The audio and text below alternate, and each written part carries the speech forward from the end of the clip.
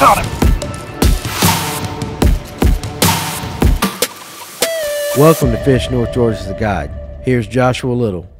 Hey guys, this is Joshua Little with Fish North Georgia the Guide, and wanted to give you a recap from Lake Allatoona. We are in the third week of June already, and water temp is staying around 82, 83 degrees for the most part. Water clarity closer to the dam is probably about 3 foot. We got out there first thing in the morning, and one of the first things I started fishing with was a 4-inch Sammy, and this color is actually killer shad. You can only pick this up from Fish North Georgia's website.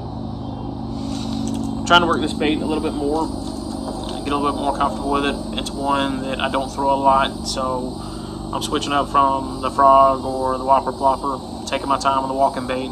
I think that it's a great way to cast past an area, especially rocks or any logs that are in the water, even your boat docks. I mean, it's just a good bait to toss up in those areas.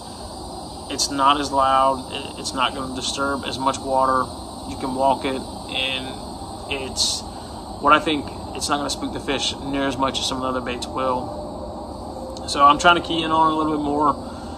First thing this morning, had a blow up on it, missed the fish.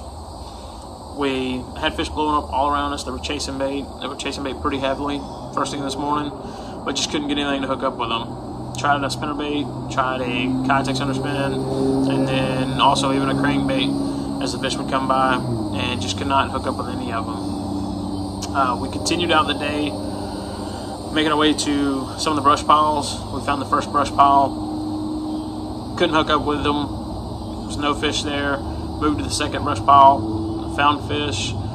We fished a drop shot, fished a shaky head, and then also a spy bait with a Kitex, just a little bit of everything.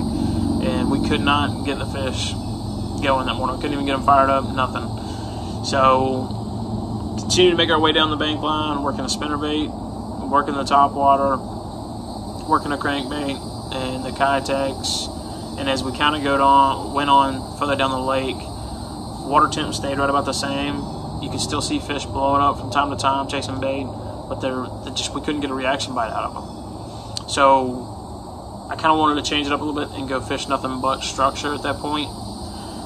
And fallen trees, that was kind of my thing. If my thought was, I fished Lanier recently, if the fish are kind of following the same, I know it's two completely different lakes, but I was catching my fish off of trees, just off of the Cinco. So what I did was I tied on a Cinco. This one is a weedless Cinco. This is smoking shad color, a 4/0 EWG hook. And what I'll do is I'll actually stick it on there and then tuck the hook back into the belly of the worm itself. Slide the nose all the way up above the hook shank.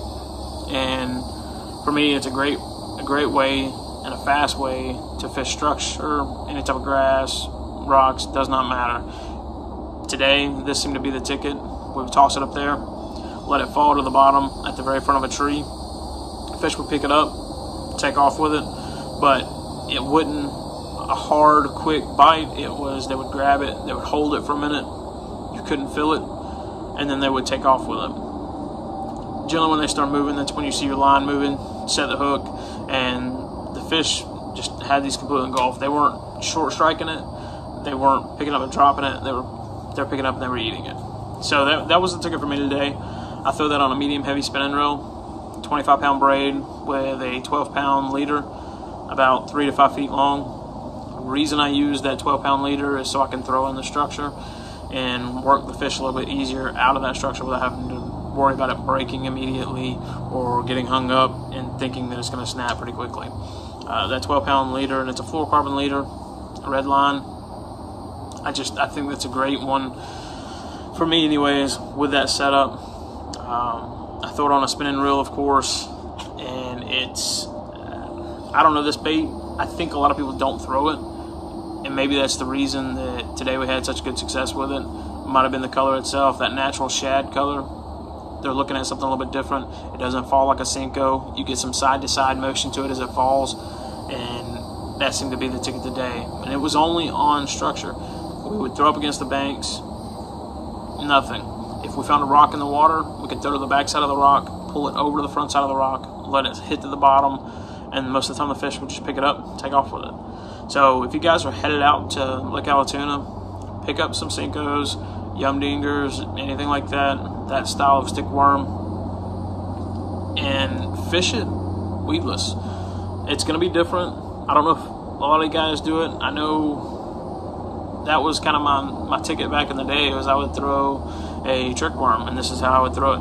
And you could probably throw a trick worm just as easy and catch just as much fish with it as I did with a Cinco. The reason I like throwing that Cinco is it allows me to really get some distance behind it and not putting any extra weights on it. It's got good weight to it. You can cast it quite a ways.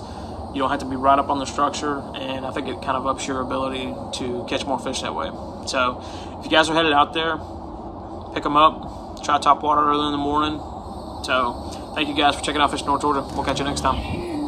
Thanks for watching the guide here at Fish North Georgia. Our mission is to build a community of anglers to give you the best and latest information to make your day on the water more successful. Make sure you subscribe to our channel, click the bell so you'll be notified of any future content. Make sure you check us out at fishnorthgeorgia.com, where we carry a large variety of bait manufacturers from here in the North Georgia area.